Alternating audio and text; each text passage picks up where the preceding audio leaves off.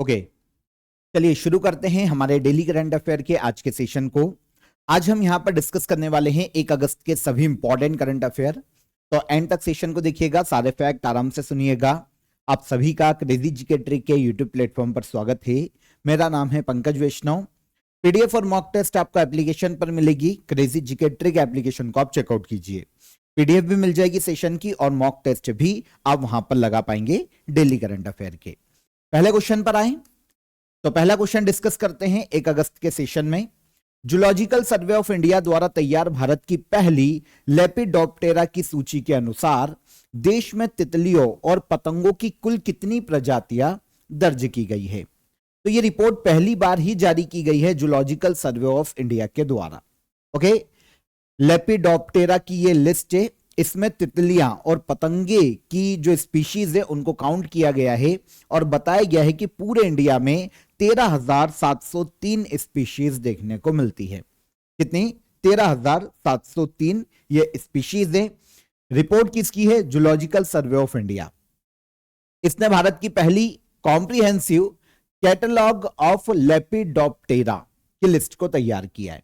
अब यहां पर जब हम बात करते हैं लेपिडोप्टेरा तो यहां पर कीड़ों का एक टाइप है, मतलब इसमें तितलियां और पतंगों को काउंट किया जाता है। पूरे 12 साल लगे हैं इनको काउंट करने में पूरे इंडिया में, जूलॉजिकल सर्वे ऑफ इंडिया को। और इस कैटलॉग में भारत में पाई जाने वाली 13,703 बटरफ्लाई और मॉथ मतलब पतंगों की प्रजातियों को दर्ज किया गया है। अब यह रिपोर्ट आपको समझ में आ गया कि रिपोर्ट क्या है। तो तितली और पतंगे दो कैटेगरी को इन्होंने शामिल किया है। तो लेपिडोप्टेरा रिपोर्ट का नाम है, कीड़ों का एक ग्रुप आप इसको समझ लीजिए जिसमें बटरफ्लाई और पतंगों को शामिल किया जाता है। अब इस कैटेगरी में 22 वॉल्यूम में इसको तैयार किया गया है, क्योंकि ऑब्वियस सी बात है 12 साल का टाइम लगा है। तो 13,703 स्पीशीज दर्ज की गई, अलग अलग फैमिली, सब फैमिली, सुपर फैमिलीज में इनको बांटा गया है। लेकिन हमसे क्वेश्चन नॉर्मली स्पीशीज से ही आ सकता है। तो 13,703 ऐसी स्पीशीज पूरे इंडिया में देखने को मिली है। आपको पता है पूरे वर्ल्ड में जो लेपिडोप्टेरा की स्पीशीज है, मतलब तितली और पतंगे, उनका 8.25% इंडिया में पाया जाता है। मतलब 8.25% तक ये प्रजाति स्पीशीज की इंडिया में देखने को मिलती है। रिपोर्ट किसकी है? Zoological survey of India. ये क्या करती है? इंडियन गवर्नमेंट का जो मिनिस्ट्री ऑफ एनवायरमेंट, फॉरेस्ट और क्लाइमेट चेंज है, उसके अंतर्गत एक साइंटिफिक इंस्टीट्यूशन है जो कि इंडिया में जीव जंतु, ओके, इनके सर्वे, आइडेंटिफिकेशन, क्लासिफिकेशन, कंजर्वेशन के लिए काम करता है। यह संस्था भारत में जीव जंतुओं का पता लगाती है, आइडेंटिफाई करती है, उनको संरक्षित करने के लिए काम करती है, उनका सर्वे करती है। जैसे अभी रिपोर्ट जारी की गई है तो ये एक प्रकार का सर्वे है। इस संस्था की स्थापना 1916 में की गई थी। वेस्ट बंगाल के कोलकाता में इसका हेडक्वार्टर है और धृति बनर्जी इसके डायरेक्टर के पद पर हैं। आगे आएंगे। Pandit Deendayal Upadhyay telecom excellence award 2025 किन दो ऑर्गेनाइजेशन को प्रदान किए गए? देखिए, नाम से समझ में आना चाहिए कि ऐसे ऑर्गेनाइजेशन या इंडिविजुअल, कोई व्यक्ति जिसने टेलीकॉम सेक्टर में काम किया और टेलीकॉम सेक्टर को बढ़ाने के लिए कोई योगदान दिया हो, टेलीकम्युनिकेशन सेक्टर को बढ़ाने के लिए कोई योगदान दिया हो, जैसे किसी इंडिविजुअल या ऑर्गेनाइजेशन को दिया जा सकता है Pandit Deendayal Upadhyay telecom excellence award. 2025 के लिए ये जो अवार्ड है ना, दो कंपनीज को दिया गया। एक है अमंत्या टेक्नोलॉजी प्राइवेट लिमिटेड और एक है फिनारा टेक्नोलॉजीज। फाइनरा टेक्नोलॉजीज और अमंत्या टेक्नोलॉजीज प्राइवेट लिमिटेड। तो इन दो कंपनियों को ये अवार्ड हाल ही में 2025 के लिए दिए गए हैं। अच्छा, अगर हम मिनिस्ट्री की बात करें तो मिनिस्टर कौन है? हमारे Jyotiraditya Scindia, union minister for communication Jyotiraditya Scindia है। इन्होंने Pandit Deendayal Upadhyay telecom excellence award 2025 प्रदान किए हैं। मैंने आपको कल के सेशन में बताया था 10th इंडिया मोबाइल कांग्रेस के बारे में। इसकी जो थीम लॉन्च की गई थी ना अभी, उस लॉन्च इवेंट में ही ये अवार्ड भी प्रदान किए गए हैं ज्योतिरादित्य सिंधिया के द्वारा। तो 2025 में ये जो अवार्ड है अमंत्या टेक्नोलॉजी प्राइवेट लिमिटेड और फाइनारा टेक्नोलॉजीज को टेलीकॉम टेक्नोलॉजी में आउटस्टैंडिंग अचीवमेंट के लिए, परफॉर्मेंस के लिए दिए गए हैं, जो उनका कंट्रीब्यूशन है उसके लिए दिए गए हैं। अब अवार्ड की बात करें, फिर हम कंपनी की तरफ चलेंगे। अगर हम Pandit Deendayal Upadhyay telecom excellence award की बात करें, तो ये जो अवार्ड है ना, इंडिया में डिपार्टमेंट ऑफ टेलीकम्युनिकेशन, ये मिनिस्ट्री ऑफ कम्युनिकेशन के अंतर्गत ही एक डिपार्टमेंट है, ये देता है किसी भी व्यक्ति, किसी भी इंस्टीट्यूशन को जिन्होंने टेलीकॉम सेक्टर में इनोवेशन के लिए काम किया हो, कोई भी अदर उनका कंट्रीब्यूशन है, तो इसे किसी व्यक्ति को दिया जा सकता है, जैसे skilling, service, manufacturing, telecom based application में अच्छा काम किया हो, इनोवेशन में अच्छा काम किया हो, तो इसे किसी व्यक्ति को दिया जा सकता है।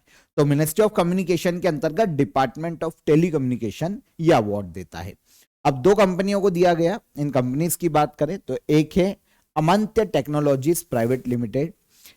नाम से समझ में आ जाएगा आपको कि ये टेलीकम्युनिकेशन के सेक्टर में काम करते हैं, चाहे उससे जुड़ा हुआ कोई भी काम हो। ओके, तो ये डिजिटल टेक्नोलॉजी से जुड़ी हुई एक कंपनी है जिसका मुख्य फोकस है 5G, है ना, इमर्जिंग टेक्नोलॉजीज को बढ़ावा देना, डिजिटल ट्रांसफॉर्मेशन पर काम करना। इसका हेडक्वार्टर हरियाणा के गुरुग्राम में 2018 में कंपनी स्थापित हुई थी। और दूसरी टेक्नोलॉजी कंपनी है फाइनारा टेक्नोलॉजी, ये भी एक टेकफिन कंपनी है, मतलब टेक्नोलॉजी पर काम करती है, कम्युनिकेशन पर काम करती है, इसके अलावा नेटवर्क को और ज्यादा अच्छा करने के लिए काम करती है। तमिलनाडु के चेन्नई में इसका हेडक्वार्टर है और इस कंपनी की स्थापना हुई थी 2019 में। तो ये दो कंपनियों को 2025 की परफॉर्मेंस के लिए, इनके कंट्रीब्यूशन के लिए अवार्ड दिए गए हैं। लद्दाख प्रशासन ने कितने विरासत स्थल को संरक्षित स्मारक घोषित किया है? लद्दाख के लेफ्टिनेंट गवर्नर कौन, क्योंकि यूनियन टेरिटरी है, तो लेफ्टिनेंट गवर्नर है विनय कुमार सक्सेना। ओके, तो वी के सक्सेना ये हो गए लेफ्टिनेंट गवर्नर। अब हुआ क्या है, लद्दाख का जो वहां का एडमिनिस्ट्रेशन है, मतलब लेफ्टिनेंट गवर्नर, इन्होंने लद्दाख में 23 विरासत स्थल है जिन्हें संरक्षित स्मारक के रूप में घोषित किया है। मतलब लद्दाख के अलग अलग क्षेत्रों में 23 ऐसे बोल सकते हैं हम विरासत स्थल है, हेरिटेज साइट्स हैं, जिनको इन्होंने प्रोटेक्टेड मॉन्यूमेंट की लिस्ट में शामिल किया, प्रोटेक्टेड मॉन्यूमेंट का दर्जा दिया ताकि उनको संरक्षित किया जा सके। तो ऐसे 23 हेरिटेज हैं पूरे लद्दाख में। अब एक एक का नाम तो नहीं पूछेंगे, लेकिन हमको ये चीज पता होना चाहिए। Jammu and Kashmir ancient monument preservation act, ये 1920 में लाया गया था, 1920 में, और इसके तहत ही लद्दाख के जो मॉन्यूमेंट्स हैं, जो हेरिटेज प्लेस हैं, उनको संरक्षित किया जा रहा है। तो ऐसी 23 साइट्स को चिन्हित किया गया है, जिसमें पेट्रोग्लिप्स साइट है, रॉक कर्विंग्स देखने को मिलती है, एंशिएंट केव्स हैं लद्दाख में, बुद्धिस्ट मोनेस्टरीज हैं काफी सारी, बौद्ध मठ जिन्हें कहा जाता है, कुछ फोर्ट्स हैं, कुछ प्लेसेस हैं, कुछ पैलेस हैं, जिनको ऐसी 23 साइट के रूप में चिन्हित किया गया है। तो यहां पर कुछ मैंने मेंशन कर दिया, हालांकि आपसे पूछ नहीं जाएगी, जैसे शारनोस, ये एक प्लेस है, पेट्रोग्लिफ साइट है, चट्टानों पर प्राचीन लद्दाख की जो कल्चर है उसके साक्ष्य देखने को मिलते हैं, चट्टानों पर लिखा गया है प्राचीन काल में। तो ये है पेट्रोग्लिफ साइट्स। एक शे नाम की साइट है, ठीक है। इसके अलावा एक टिंगमॉन्स गैंग नाम का एक फोर्ट है, इसको सासपोल एक एंशिएंट केव से गुफा है, इनको संरक्षित किया जा रहा है। तो इस तरीके से टोटल 23 साइट है लद्दाख में। पॉज करके पढ़ लेना, ये पूछी तो नहीं जाएगी, पर 23 साइट को संरक्षित साइट के रूप में घोषित किया गया है लद्दाख के एडमिनिस्ट्रेटिव के द्वारा। ओके, तो इजी था क्वेश्चन, इतना टफ था नहीं, इतना भी याद रख लोगे काम हो जाएगा। आज के ऑफर ऑफ द डे में आप रीजनिंग के प्रैक्टिस टेस्ट को यहां पर ज्वाइन कर सकते हैं। किसी भी एग्जाम के लिए अगर आपकी रीजनिंग में अच्छी पकड़ है, अगर आपका परफॉर्मेंस अच्छा है, तो आप अपने परफॉर्मेंस को और ज्यादा बूस्ट कर सकते हैं, चेक कर सकते हैं। आप इस प्रैक्टिस टेस्ट को लगाइए रीजनिंग के। यहां पर जो भी हमने क्वेश्चन इंक्लूड किए ना, वो आपके एग्जाम में आपको डेफिनेटली देखने को मिल सकते हैं। मोस्ट एक्सपेक्टेड क्वेश्चन है, एमसीक्यूज है, और उनके आपको सॉल्यूशन के साथ पूरे एमसीक्यूज दिए गए हैं। तो ज्वाइन कीजिए, डिस्क्रिप्शन में लिंक है, वहां पर क्लिक कीजिए और डायरेक्ट आप इसे अवेल कर सकते हैं। और कोई भी आपकी क्वेरी हो तो हेल्पलाइन नंबर आपके लिए रहता है, कॉल कर लीजिए, ठीक है। एफोर्डेबल प्राइस में अभी के लिए आपको मिल जाएगा। बाजार विकृति प्रदर्शन सूचकांक 2026 में भारत ने कौन सा स्थान प्राप्त किया है? इसे कहा जाता है मार्केट डिस्टॉर्शन परफॉर्मेंस इंडेक्स। तो मार्केट डिस्टोर्शन परफॉर्मेंस इंडेक्स, ये जो इंडेक्स है ना, इस इंडेक्स में अगर पर्टिकुलर इंडिया की बात करें तो इंडिया को 57 रैंक दी गई है। कौन सी रैंक है? इंडिया की रैंक 57। आंसर हो जाएगा आंसर डी। अब आपके दिमाग में आएगा कि सर ये मार्केट डिस्टोर्शन परफॉर्मेंस इंडेक्स होता क्या है, बाजार विकृति प्रदर्शन सूचकांक एक्चुअल में है क्या? तो देखिए, ये इंडेक्स इस चीज को देखता है, इस चीज को मापता है कि भाई किसी भी देश में जो मार्केट का कंपटीशन है वो कितना ज्यादा फेयर है, गवर्नमेंट का ज्यादा उसमें बोल सकते हैं कि बीच में ज्यादा गवर्नमेंट टांग तो नहीं अड़ाती है, गवर्नमेंट का ज्यादा प्रभाव तो नहीं है, मार्केट फेयर कंपटीशन के साथ चल रहा है कि नहीं, है ना, वहां पर ट्रांसपेरेंसी है कि नहीं चीजों को लेकर, मार्केट में फेयर कंपटीशन जो मार्केट्स के लीडर्स है उनके बीच में हो रहा है कि नहीं, गवर्नमेंट इंटरफेयर तो नहीं करती है, स्टेट इंटरफेरेंस से मुक्त है कि नहीं। ओके, तो मतलब एक पारदर्शिता है कि नहीं, इन सभी को देखा जाता है मार्केट के पॉइंट ऑफ व्यू से। हालांकि अलग अलग इंडिकेटर्स को यूज किया जाता है इसको बनाने के लिए।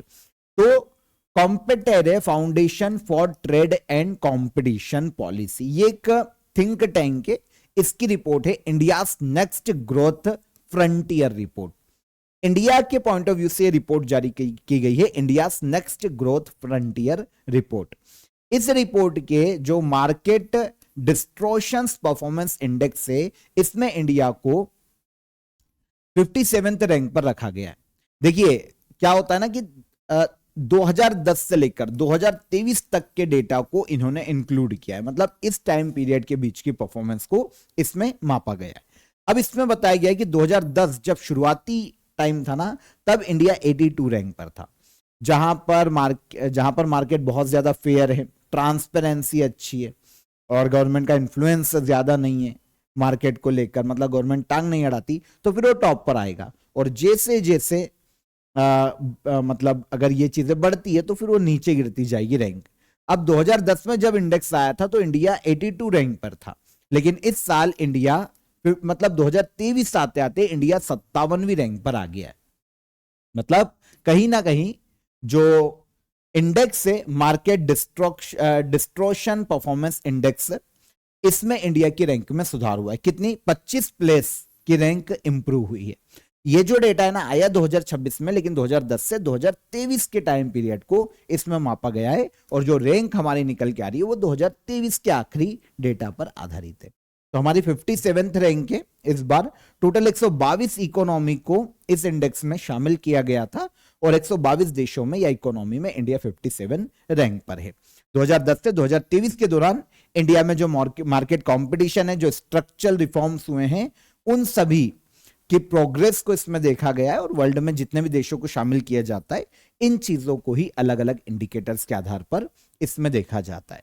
रिपोर्ट का उद्देश्य क्या है? इंडिया की मार्केट रिफॉर्म की प्रोग्रेस को चेक करना, आगे कंपटीशन, इन्वेस्टमेंट और ग्लोबल कॉम्पिटिटिवनेस को बेहतर बनाने के लिए इंडिया में काम करना। ठीक है, तो एक थिंक टैंक है, जैसे कि मैंने आपको बताया था, इंडिपेंडेंट पॉलिसी रिसर्च ऑर्गेनाइजेशन है, थिंक टैंक है। ओके, ये निकालता है, अब इसके जो फाउंडर वगैरह ना वो इंडियन है, तो इंडिया के पॉइंट ऑफ व्यू से ये निकाला जाता है। Trade, competition, policy, economic reform पर रिसर्च और रिपोर्ट ये संस्था प्रकाशित करती है। हेडक्वार्टर इसका वॉशिंगटन डीसी में देखने को मिलता है संस्था का।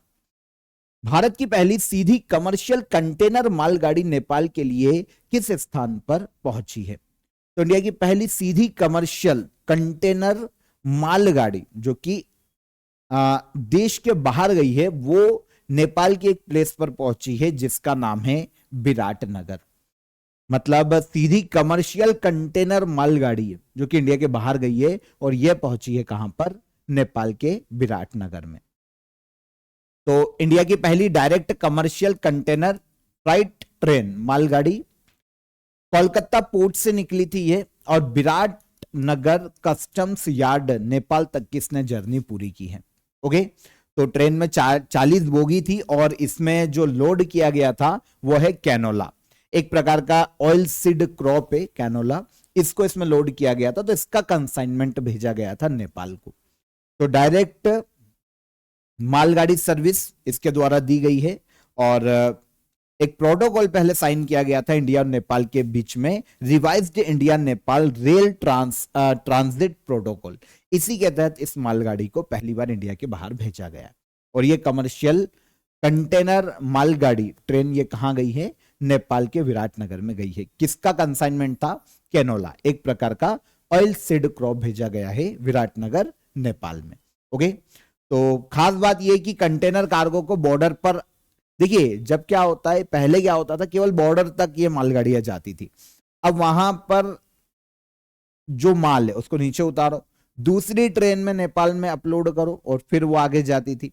तो ये जो बॉर्डर पर अनलोड और दोबारा लोड करने का जो टाइम था वो भी खराब होता था और से कॉस्ट भी बढ़ती थी बार बार। तो अब डायरेक्ट हमारी ही जो मालगाड़ी है कमर्शियल उसको भेजा गया है विराटनगर।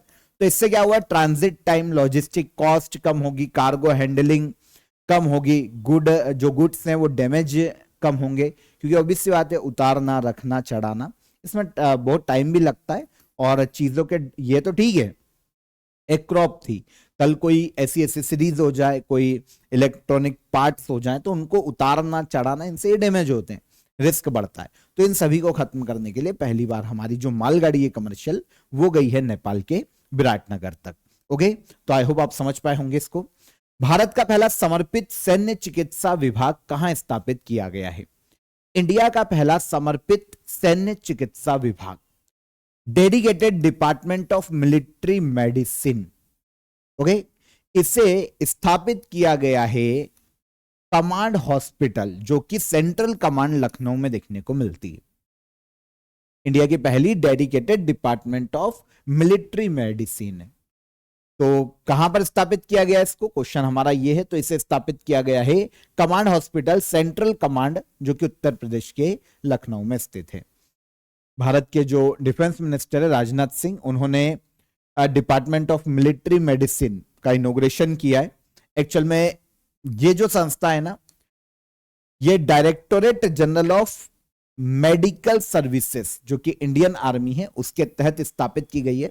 इसका काम देखें तो मिलिट्री मेडिसिन की एकेडमिक स्टडी, रिसर्च करना उस पर, ऑपरेशनल मेडिसिन प्रिपेयर्डनेस पर फोकस करना, ये सब काम यहां पर किए जाएंगे। स्पेशली देखिए जब हम बात करते हैं डिपार्टमेंट ऑफ मिलिट्री मेडिसिन की, तो जो हमारे आर्म्ड फोर्स है ना, उनके लिए यहां पर मेडिसिन पर रिसर्च की जाएगी। फॉर एग्जांपल जो हमारी आर्म्ड फोर्स है उनकी हेल्थ के लिए कौन सी मेडिसिन अच्छी है, अगर कभी वॉर हो जाता हो तो उसके कंडीशन में अगर चोट लगती है तो कौन सी मेडिसिन जल्दी ठीक कर सकती है, इमरजेंसी ट्रीटमेंट में कौन सी मेडिसिन या किस प्रकार की मेडिकल हेल्प दी जा सकती है, बैटलफील्ड में मेडिकल असिस्टेंस को लेकर यहां पर ऑल ओवर रिसर्च की जाएगी कि कौन सी मेडिसिन हमारे सैनिकों के, जो सैनिक हैं, जो आर्म्ड फोर्स के हमारे मेंबर हैं, उनके लिए सही है।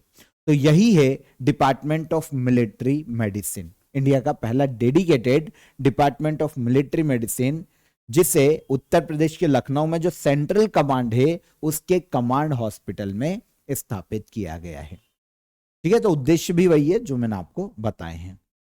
विश्व स्तनपान सप्ताह 2026 कब से कब तक मनाया जा रहा है? यह है वर्ल्ड ब्रेस्ट फीडिंग वीक। अगर हम वर्ल्ड ब्रेस्ट फीडिंग वीक की बात करते हैं तो यह पूरे वर्ल्ड में हर साल ऑब्जर्व किया जाता है 1 से लेकर 7 अगस्त तक। कहां तक? 1 से लेकर 7 अगस्त तक। ठीक है, उद्देश्य क्या है? ब्रेस्ट फीडिंग के महत्व के बारे में लोगों को अवेयर करना, क्योंकि अगर कभी आपने न्यू बॉर्न बेबी देखे होंगे या उसके लिए कभी आप घर में कोई हुआ होगा, उनके लिए सामान लाए होंगे, बच्चों के लिए क्या चाहिए रहता है, सेरेलैक और ऐसी चीजें, तो वहां उन पर एक वार्निंग होती है, वार्निंग बोले या फिर एक अवेयरनेस के लिए होता है कि जो माता का दूध है ना वही बच्चों के लिए सर्वोत्तम है। आप बाहर का कुछ भी खिला दो उसके बाद दुनिया का, पर माता का जो दूध है ना वही सर्वोत्तम होता है। ये एक बेसिक नॉलेज वाली बात है। ठीक है, तो भाई पूरे वर्ल्ड में ये इंपॉर्टेंट हो जाता है कि जो बच्चा है ना, न्यू बॉर्न है, उसके लिए जो प्रायोरिटी है वो माता का, उसकी जो मदर है उसका जो दूध है वो इंपॉर्टेंट हो जाता है। तो इसीलिए पूरे वर्ल्ड में ब्रेस्ट फीडिंग के महत्व के बारे में लोगों को अवेयर करना जरूरी। मदर को बेहतर सपोर्ट देने के लिए ओके उनको मेंटली उनको सपोर्ट करने के लिए और ब्रेस्ट फीडिंग के बारे में पूरे वर्ल्ड में अवेयरनेस लाने के लिए world breastfeeding day week हर साल मनाया जाता है 1 से लेकर 7 अगस्त तक। 2026 में breast feeding for a sustainable start in life strengthen what works, ये थीम रखी गई है 2026 में वर्ल्ड ब्रेस्ट फीडिंग वीक की 1 से लेकर 7 अगस्त तक। वैसे इस वीक की शुरुआत 1992 में की गई थी। पर्पस क्या था? 1990 का जो इनोसेंट डिक्लेरेशन है उसकी याद में से 2 साल बाद 1992 में शुरू किया गया। अब समझना पड़ेगा कि भाई इनोसेंट डिक्लेरेशन क्या है। देखिए इटली के फ्लोरेंस शहर में एक डिक्लेरेशन साइन किया गया था वर्ल्ड के देशों के मध्य में। कुछ देश थे, कुछ संस्थाएं थी और इटली के फ्लोरेंस में एक इनोसेंट रिसर्च सेंटर था। यहां पर इंटरनेशनल डिक्लेरेशन अपनाया गया था कि जो मदर फीडिंग है, जो माता का दूध है, उसको प्रमोट किया जाएगा वर्ल्ड में। तो ये डिक्लेरेशन साइन किया गया था। मुख्य उद्देश्य यही था कि ब्रेस्ट फीडिंग को पूरी दुनिया में बढ़ावा देना, ओके, ताकि जो न्यूबॉर्न है उनके हेल्थ को अच्छे हेल्थ को सुनिश्चित किया जा सके। तो इसकी याद में अब ये बना रहे डिक्लेरेशन, इसको समय समय पर हम हर साल याद कर पाए, इसलिए वर्ल्ड ब्रेस्ट फीडिंग वीक 1992 में शुरू कर दिया गया। आगे चलकर 2016 में जो 17 सस्टेनेबल डेवलपमेंट गोल्स है ना, उनके साथ इसे शामिल किया गया था, जोड़ा गया था।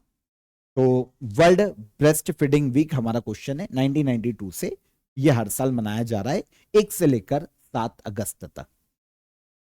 राष्ट्रमंडल शांति मध्यस्थता और कानून का शासन सम्मेलन का आयोजन कहां किया जा रहा है? इसको इंग्लिश में पढ़ेंगे। Commonwealth peace mediation and rule of law conference या समिट। तो Commonwealth peace mediation and rule of law conference या समिट, इसका आयोजन किया जा रहा है राजस्थान के जयपुर में। कहां किया जा रहा है? राजस्थान के जयपुर में। ठीक है, अब देखो 31 जुलाई को ये शुरू हुआ था, 2 अगस्त तक ये 3 दिवसीय एक सम्मेलन है। जो कॉमनवेल्थ कंट्रीज है ना, वो यहां पर पार्टिसिपेट करती है, उसके मेंबर, हेड या फिर डेलीगेट्स जो आते हैं वो यहां पर पार्टिसिपेट करते हैं। हालांकि ये पहली बार ही आयोजित हुआ है। Okay, Commonwealth peace mediation and rule of law conference से। अब कॉन्फ्रेंस का मुख्य फोकस क्या है पता है?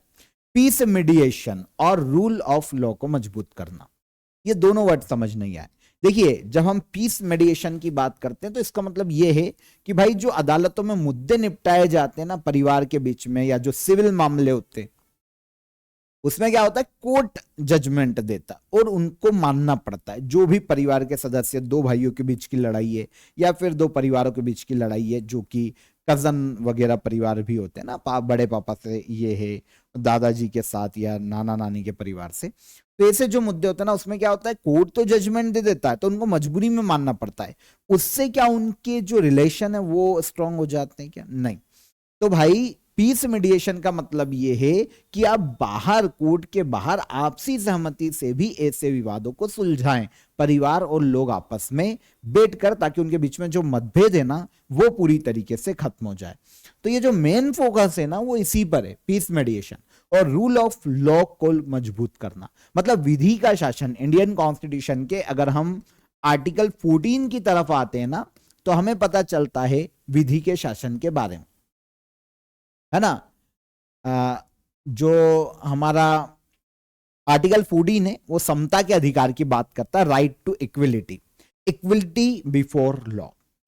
तो इक्विलिटी की बात करता है, इक्वल, कानून की नजरों में हर व्यक्ति एक जैसा है, कानून की नजरों में सभी को समान रूप से देखा जाता है ना। तो ये चीजें हमें आर्टिकल 14 में देखने को मिल जाती है। अब यही होता है रूल ऑफ लॉ, कि भाई सभी के लिए कानून एक जैसा होगा। इसमें ऐसा नहीं कि कोई पैसा वाला है तो उसको छोड़ दिया, या फिर कोई ज्यादा स्ट्रांग है, पॉलिटिकली पावरफुल है तो उसको छोड़ दिया कोर्ट ने, ऐसा नहीं है। सभी के लिए कानून एक जैसा होता है। अब आप सोच रहे हो कि सर ऐसा होता कहाँ है ना? जिसके पास पैसा है वो तो छूट जाता है, जिसके पास पावर है, पॉलिटिकल सपोर्ट है, वो तो छूट जाता है, आम आदमी पिस जाता है। ये एक माइंड में एक हमारी साइकोलॉजी है, क्योंकि हम मिडिल क्लास है तो ये सबसे पहले हमारे माइंड में आता है। अब आप बोलोगे तो सर यहाँ संविधान कहाँ लागू हुआ? तो आप समझिए जो संविधान है ना, देखिए क्या होता है कि एक लॉ और एक प्रिंसिपल्स अलग होते हैं, ओके, और जो रियल लाइफ होती है ना वो अलग चलती है। ये लागू किया जाएगा पूरे देश में, ये हमको पता है, लेकिन लागू नहीं हो पा रहा है क्योंकि प्रैक्टिकली हर चीज अलग अलग होती है।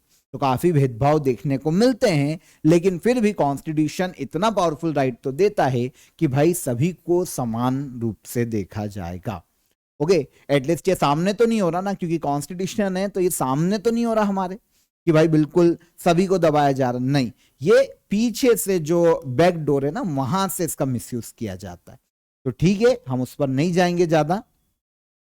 प्रैक्टिकल लाइफ अलग होती है, सिद्धांत प्रिंसिपल्स अलग होते हैं। कॉन्स्टिट्यूशन है जो प्रिंसिपल्स है ना, सिद्धांत है, वैसा देश चलना चाहिए, लेकिन रियल लाइफ में बहुत चीजें बैकडोर से अलग चीजें हो जाती है। तो आप आई होप यहां पर समझ पाए होंगे कि हम किसकी बात कर रहे हैं। तो Commonwealth peace mediation and rule of law conference की बात हो रही है। पहली बार ही इसका आयोजन किया गया राजस्थान के जयपुर में।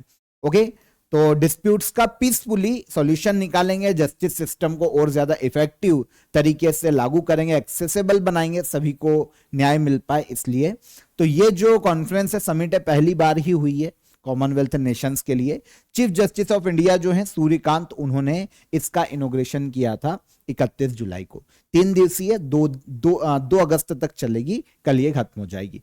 आयोजन किसने करवाया है? कॉमनवेल्थ लॉयर्स एसोसिएशन और Rajasthan state legal service authority, इन्होंने मिलकर, कुछ और संस्थाएं भी इंक्लूड है पर मेनली ये 2 संस्थाओं ने मिलकर आयोजन करवाया है। कॉमनवेल्थ नेशन की बात करें, 56 कंट्रीज है कॉमनवेल्थ नेशन में, जो कि कभी ब्रिटेन की उपनिवेश रही है, यूनाइटेड किंगडम की, वो कंट्रीज कॉमनवेल्थ नेशंस की मेंबर है। 1931 में कॉमनवेल्थ नाम की संस्था बनी थी, यूके के लंदन में इसका हेडक्वार्टर है। आपसी शांति और सहयोग के लिए सारे देश मिलकर काम करते हैं।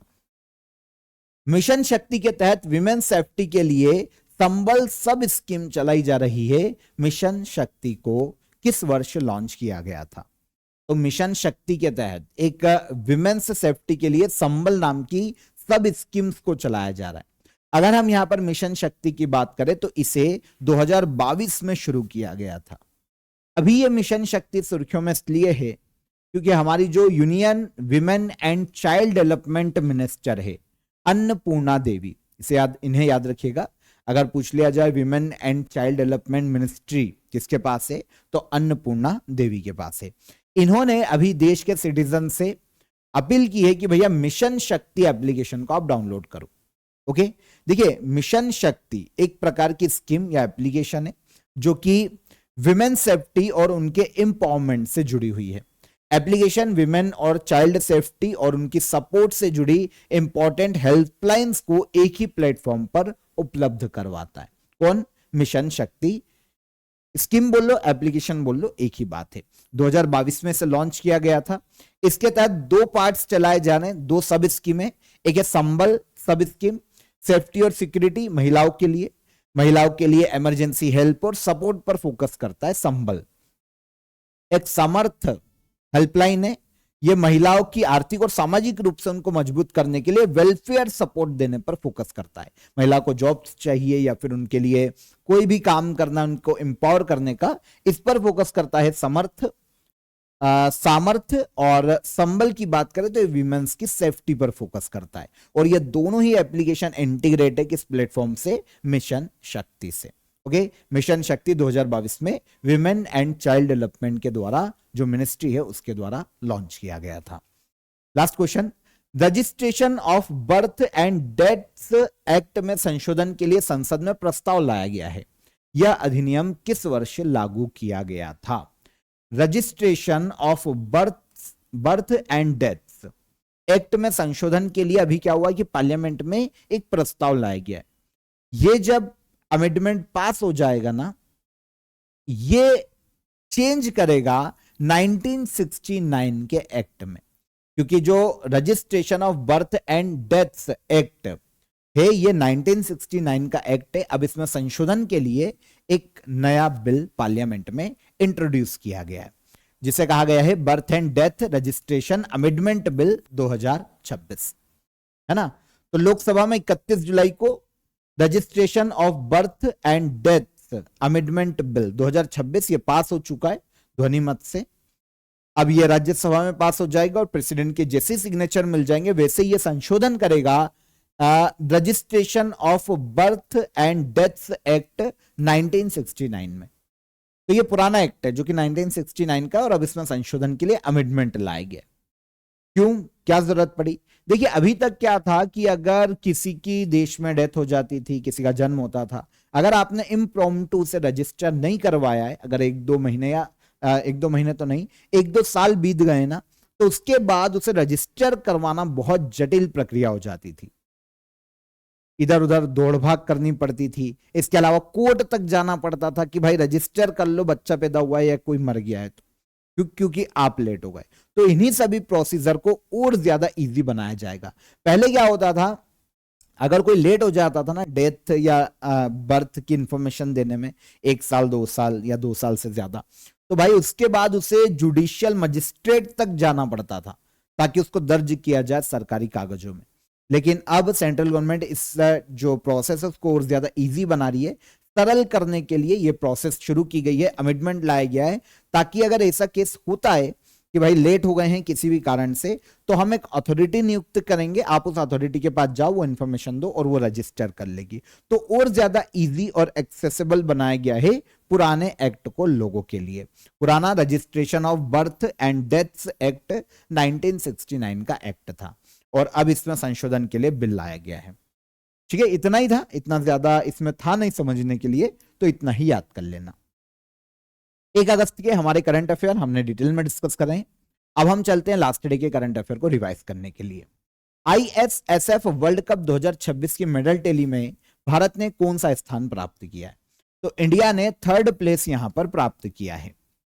हर साल 1 अगस्त को WWW दिवस मनाया जाता है। वर्ल्ड वाइड वेब के संस्थापक कौन है? तो यह है Tim Berners Lee. Maharashtra state film award 2025 में Raj Kapoor special contribution award के लिए किसे चुना गया है? यह है रानी मुखर्जी। भारत में रेयर अर्थ एलिमेंट्स के लिए एक्सप्लोरेशन लाइसेंस देने वाला पहला राज्य कौन बना? यह है राजस्थान। किस भारतीय बल्लेबाज को ने इंटरनेशनल क्रिकेट के सभी फॉर्मेट से संन्यास ले लिया? अजिंक्य रहाणे। भारत का पहला डेडिकेटेड टेलीकॉम मैन्युफैक्चरिंग जोन कहां स्थापित किया जाएगा? मध्य प्रदेश के ग्वालियर में। 10वें इंडिया मोबाइल कांग्रेस 2026 की थीम क्या है? Scale without boundaries. Financial intelligence unit India के डायरेक्टर के रूप में किसे नियुक्त किया गया है? तो यह नियुक्त किया गया है सत्यपाल कुमार को।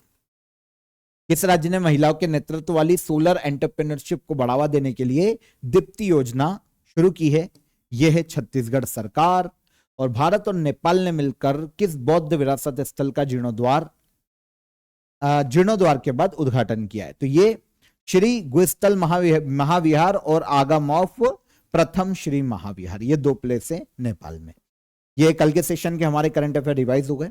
ठीक है, क्वेश्चन ऑफ द डे का आंसर ले लेते हैं। सभी स्टूडेंट ने कल तो आंसर किया और काफी स्टूडेंट मतलब काफी सपोर्ट दिखाया आप सभी ने। ओके, टाइमिंग को लेकर जो कल मैंने बात बोली उसके बाद काफी सपोर्ट आया है। देखिए जिनको टाइमिंग का इशू है ना, देखिए ऐसा कोई प्रॉब्लम नहीं है, आप सभी मेरे स्टूडेंट हो, आप सब मेरे एक टोकरी के फल। ओके, तो देखो कभी क्या होता है कि पढ़ाने के लिए चीजें कम होती है तब वो सेशन थोड़ा सा छोटा हो जाता है, कभी ज्यादा होती है तो सेशन बढ़ जाता है, बस वो इतना ही है ना, इससे ज्यादा उसका कोई मतलब नहीं था। हमारी कोशिश तो यही रहती कि हम 35 मिनट ऑन एवरेज 40 मिनट तक मतलब मैक्सिमम। बाकी तो आप समझते ही हैं अगर थोड़ा सा ज्यादा कंटेंट कभी आ जाता है तो हमको डिस्कस करना पड़ता है, अदरवाइज हमारे सेशन की ड्यूरेशन वही होती है। ठीक है, तो आप सभी जो भी ऐसा है जिनको इशू भी था, तो कोई ऐसा इशू नहीं है बड़ा, छोटी सी चीज है ये। और काफी सपोर्ट आया कल, मुझे बहुत अच्छा लगा देख के कि आप सभी ने बहुत सपोर्ट किया और मेरी एक इतनी सी चीज को भी आपने नोटिस किया कि चलो यार ये नोटिस में आ रही है। और एक आध स्टूडेंट का कमेंट ऐसा भी था कि सर एक एग्जाम उन्होंने मेंशन की थी, मुझे नाम याद नहीं आ रहा है प्रॉपर, उन्होंने बोला था सर XYZ एग्जाम के लिए भी इंपॉर्टेंट है क्या, करंट अफेयर आप आंसर कीजिएगा। तो मैं आपको बता देता हूँ जो मैं करंट अफेयर आपको पढ़ाता हूँ वो इंडिया की सभी एग्जाम्स में आपको रिलेवेंट रहेगा। ओके हर एग्जाम में, चाहे आप यूपीएससी देने जाएं, स्टेट पीसीएस देने जाएं, आप स्टेट की कोई वनडे, सेंट्रल की कोई वनडे एग्जाम दे रहे हैं, करंट अफेयर नहीं चेंज होता है, करंट अफेयर वही रहता है, आप समझिएगा। किसी एग्जाम में कम आता है, किसी एग्जाम में डेप्थ में पूछते हैं, करंट अफेयर वही रहता है, चेंज नहीं होगा। ओके तो टेंशन मत लीजिए, पढ़िए। किसी भी एग्जाम की आप प्रिपरेशन कर रहे हैं तो आप आराम से इसको पढ़ सकते हैं। नोट्स बनाते चलिए, डेली करंट अफेयर की पीडीएफ मैं आपको देता हूं। अगर किसी की पीडीएफ ओपन नहीं हो रही है, ऐसा लग रहा है सर नहीं मिल रही, तो हेल्पलाइन नंबर रहता है आपको डिस्क्रिप्शन में होगा, उस पर कॉल करके हमारी सपोर्ट टीम से भी आप बात कर सकते हो। चलिए क्वेश्चन ऑफ द डे का आंसर ले लेते हैं। सिंधु घाटी सभ्यता का वह कौन सा स्थल है जहां से डॉकयार्ड के प्रमाण मिले? तो यह है लोथल। कहां आता है? गुजरात में। विजयनगर साम्राज्य की स्थापना किसने की? तो हरिहर और बुक्का नाम के दो व्यक्तियों ने विजयनगर साम्राज्य की स्थापना की थी। भारत में जीएसटी लागू करने के लिए जो अमेंडमेंट किया गया वो है 101 कॉन्स्टिट्यूशनल अमेंडमेंट एक्ट, 2016 में यह अमेंडमेंट हुआ था। ओके तो ये तीनों हमारे क्वेश्चन के आंसर। अब आज के क्वेश्चन दे देता हूं, कमेंट में आंसर कीजिएगा। भारतीय संविधान का कौन सा आर्टिकल कॉन्स्टिट्यूशनल रेमेडीज के अधिकार से संबंधित है? सेकेंड, अजंता केव्स मुख्य रूप से किस धर्म से संबंधित है? और गोदाम किसकी रचना है? ये तीन क्वेश्चन है, गोदाम किसकी रचना है। तो तीन क्वेश्चन, तीनों के कमेंट में आंसर कीजिए। सेशन पसंद आया हो तो लाइक और शेयर करके जाइएगा, और चैनल पर पहली बार आए हो सब्सक्राइब कर लो, लाइक बटन जरूर प्रेस कर देना। कल फिर मुलाकात करेंगे नेक्स्ट डे के करंट अफेयर में। ख्याल रखिए तब तक अपना। जय हिंद, जय भारत।